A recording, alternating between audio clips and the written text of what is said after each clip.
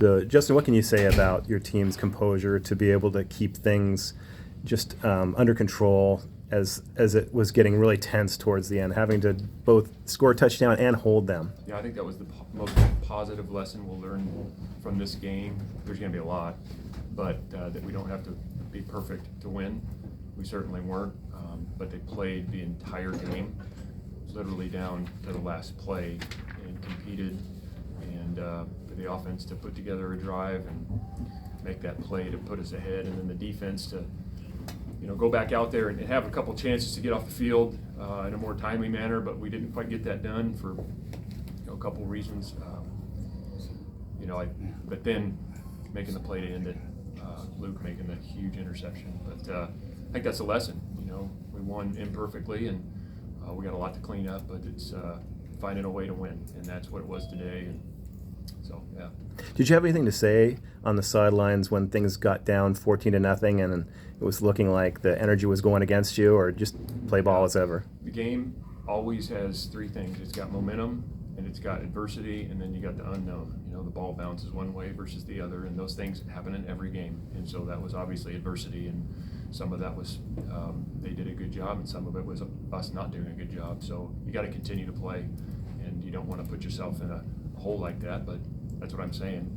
You can still find ways to win when you aren't playing at your best, and it's a long game, and you got to keep playing and fighting. And if there's no magic speech you give on the sideline. If I think that stuff is overblown. I mean, every individual's got to be internal and figure out what they got to do so we can go out there and win the next play. So that's really it. Coach, can you talk about the poise your young quarterback showed on his drive, especially rolling out and dropping that pass in the game winner? Yeah, he's been a very poised. That's just who he is. He's a poised guy. He walked on campus that way, and for a freshman to go out there and make the plays he's made throughout the year and the throws he's made is very impressive. He's got so much great football in front of him, and there's things that he did today that he'll learn from. But he's a competitor. He's very poised, and he plays like a vet. Justin, what does it say about your team to be able to win a messy game like this away in hostile territory? Yeah. Well, it says a lot. Kind of like, I think that's the number one takeaway is that you can win ugly sometimes, and sometimes you have to. I mean, I'd love to think that we go out and kick the ball off, get a 3-and-out, get a great punt return, move right down the field, convert every third or fourth down, put the ball in the end zone every time. We didn't do that. In defense that, we hit every run fit, we make every tackle. We didn't do that either. So, you have to fight through that stuff and continue to play. And the game, again, has adversity in it. Sometimes it's by your own doing, and sometimes it's the other team. This is a really good team. They're good here. I mean, they're really hard to beat here. I believe they're 7-1 at home under this staff. They're hard to beat. But I also want to shout out the Cal Bears that showed up today.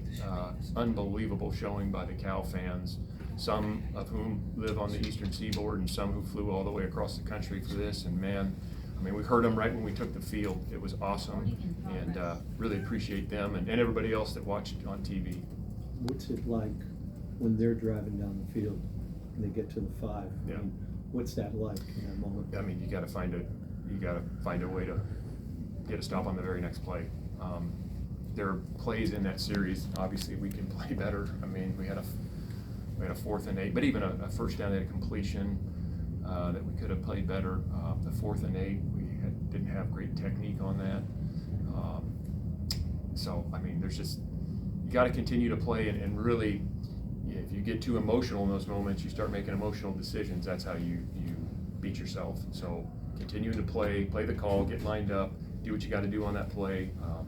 And again, finding a way to win late in a series, that says a lot about the individuals, because we all wanted to go perfect, go 4-and-out right there, game over, but it didn't go that way. So those are a lot of lessons to learn from that.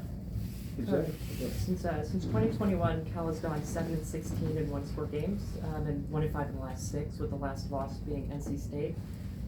What changed, or what about the team's attitude and preparedness changed between NC State and now? I know the stat well. there's no magic other than keeping your focus on what's important, and that's the next play, and playing it for what it is, and then moving to the next one, and not getting hijacked emotionally or mentally about what might happen 3 plays from now, or in 30 minutes, or at the end of the game, or what happened last play. I mean, it's really just being in the moment, and there's a mental toughness that takes, there's emotional toughness that takes, and it's simple in concept, but it is hard to do. And the more you have success in those moments, well, then you're more apt to do it again. And so, I think when we first got here, we had all that stats, those were reversed. And, for whatever reason, things kind of happen, and you just have to play your way through it. But there's no magic drill, there's no magic speech, there's no magic exercise to get you to do that. It's really just the internal fortitude, the mental toughness, the emotional toughness it takes to just stay in the moment and play the next play so you can win the game. I understand you haven't seen the film, obviously, but that play Luke makes, is that a read, or is that he's just dropping back and getting? It was a zone coverage, yeah. It was a zone coverage, and we'll look. I haven't watched it on the iPad yet, but he, depending on the way the route developed, he has an opportunity to get his eyes on the quarterback, and as a low zone player, and it looks like that's what happened. But I don't want to get ahead of myself. But yeah, it's a visual coverage for him in most instances, and I think that's what happened. Yeah, and he made a great play. Good. We have one. I can. Yeah, congratulations. Just given that history that you referred to, but also what happened last week, can you just talk about how big a win this was for you guys in your conference opener on the road, and what it also means for your quarterback to make a play that big when it mattered? Yeah, again, I think it builds and breeds confidence. Obviously, confidence is built through preparation and demonstrated performance. So when you go out, you prepare really hard, and then you have success, that builds confidence. There was things we didn't do very well today that we got to learn from, and it kind of goes back to the number one theme is sometimes you got to win ugly and find a way, and we did that. And so I really appreciate the fight that the guys showed. As it relates to a quarterback, we've seen him so much now since January. We're not all that surprised. Is it unique to have a freshman with that poise and to be able to make those throws? Yeah, it is. And he's just going to get better and better. But I'm really proud of him. I thought Tron Grizel made some great contested catches. Kendrick Raphael had some really good runs for us. We have to eliminate the penalties at the line of scrimmage. Jacob had some plays. But we had opportunities. That we had 3 4th and shorts that we can convert, and maybe we score touchdowns on those drives, and you don't put yourself in this position where you got to make the interception from the 5-yard line to win the game. That's what we want to work on moving forward. But today, that's how it was. And in the moment, the guys made the plays that we needed to make to win, and it's great to learn all those lessons when you find a victory. And in terms of what this means for the arc of your season going forward, what is your thought on that? Yeah, they're all crucial. Every single week and every time you line up, you have to bring your A game, and I'm looking forward to us getting better throughout the season. I know people always kind of say, well, game 1 to game 2 is where you make your biggest improvement.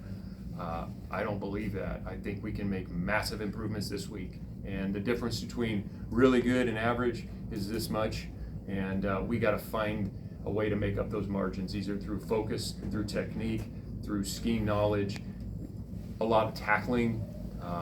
There's just a lot of things that we can do better, and so it's our job as coaches to help our players achieve that in a short period of time, and those guys will have the right attitude, but now we got to do that this week and apply it to the game next Saturday against Duke. Okay, we'll go to Thomas Dunn for the last question. Justin, besides the penalties, the offensive line I thought responded well to the blitz pickups and the way Boston College tried to shoot gaps in a lot of plays. What did you like the most about the way they responded after the San Diego State game throughout the week and then eventually today? Again, I appreciate how much they fought. They were playing hard and fighting. We have to eliminate the pre-snap penalties, the holding calls. We got to use better technique. But we ran the ball more effectively, and they're a big part of that, the pass protection. When we protect Jaron, he's going to deliver the ball accurately, so they did a better job there. I don't know what the sack numbers were, but better job there. But I think, again, there's just a lot of areas to improve. But it's, again, you've heard me say this a million times, it's great to learn those lessons when you find a way to win. Cool. Thanks, Coach. Thank you.